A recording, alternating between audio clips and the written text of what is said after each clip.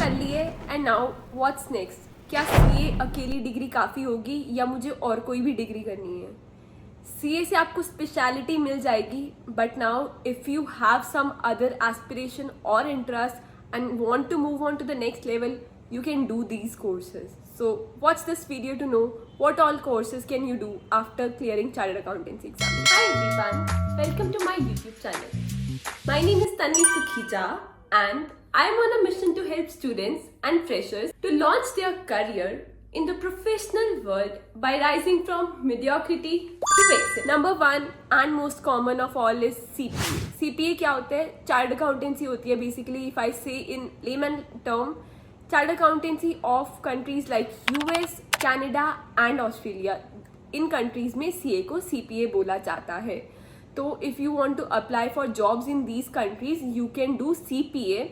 And Indian CAs को exemption है कि उनको 2 या 3 पेपर देने होते हैं, बाकी पेपर की एग्जेम्पशन होती है if you want to become a CPA. For example for Canada you only have to give 3 papers to become CPA of Canada.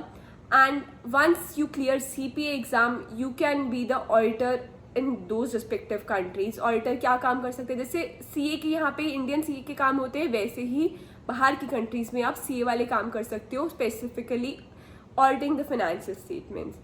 Now 3 paper कौन कौन से होते हैं? बेसिकली कुछ लॉज डिफरेंट होते हैं उन कंट्रीज के, सो उन पेपर्स की आपको एग्जामिशन नहीं होती एंड उन 2 से 3 पेपर्स को आपको क्लियर करना होता है to give CPA exam.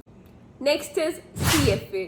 It's a degree for finance enthusiast. जिसको लगता है कि मुझे फाइनेंस में ही जाना है, this is basically PhD of finance.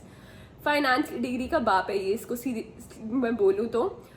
CFA में क्या होता है? CFA के 3 लेवल्स होते हैं and once you clear this आपको फाइनेंशियल रूल्स मिलते हैं. For example in investment banking, financial analyst, portfolio management, for investing in investment bankers की जो मैनेजमेंट करते हैं, और फॉरेक्स में, डेरिवेटिव्स में, स्टॉक्स में डील करने की आपको नॉलेज आ सकती है. फाइनेंशियल एनालिसिस पता चल जाता है कैसे करना है. So basically it is for finance enthusiast.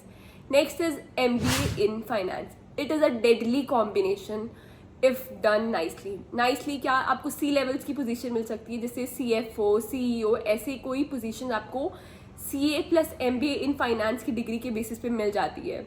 कैसे मिल जाती है? प्रेफरेबली आपको थोड़ा वर्क एक्स लेने के बाद MBA करनी चाहिए, बिकॉज आपको प्रैक्टिकल नॉलेज हो जाती है as working as a chartered accountant. And how can you do MBA?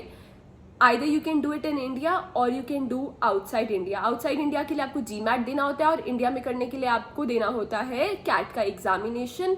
And once you clear those examination, अगर आप इंडिया से करें तो प्रेफरेबली आप IIM से करो, सो दैट आपका एक बेस अच्छा बन जाए. एंड उसके बाद आपका package next level, leadership roles बहुत ज़्यादा मिलेंगे और आपका पैकेज बहुत अच्छा मिल जाएगा if this is your credentials in as a CA plus MBA in finance.